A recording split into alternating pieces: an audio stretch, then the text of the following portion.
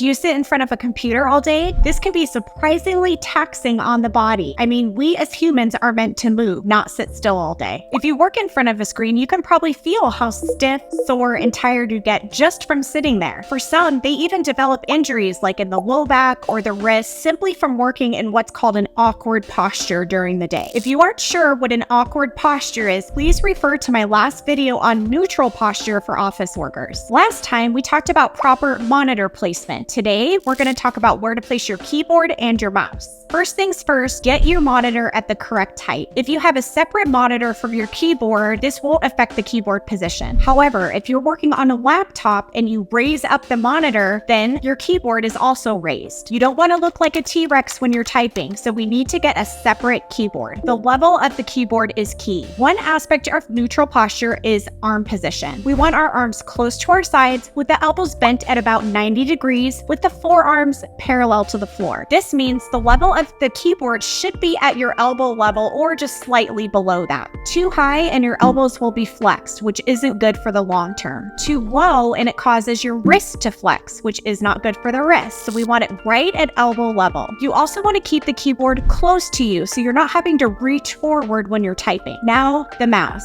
I'll do a future video on different types of mice, but for today, we're going to talk about a vertical mouse, which really promotes a neutral wrist position, almost as if you were shaking someone's hand. You want your mouse at the same level of your keyboard, which is at your elbows. So elbow, keyboard, mouse, all at the same level. Also, keep it close so that you're not reaching for it. Depending on your anatomy and the setup of your office, you might want to play with the tilt of the keyboard. For most keyboards, there's little feet on the underside that you can adjust the tilt. This small adjustment can help you if you look down and notice that you're doing something funky with your wrists. You could incline it, do a positive tilt if that helps straighten your wrist out, or you can decline it, do a negative tilt if that helps with your wrist. For some people, they just leave it flat. Every little thing matters, so play around with it and see what feels good. I've talked before about the importance of movement while we're working. We are meant to move. I'm going to give you a little stretch that's going to help with your forearm, elbow, and wrist. When we're doing work like typing, clicking with our mouse, even picking up the phone and answering it, we're using the tiny little muscles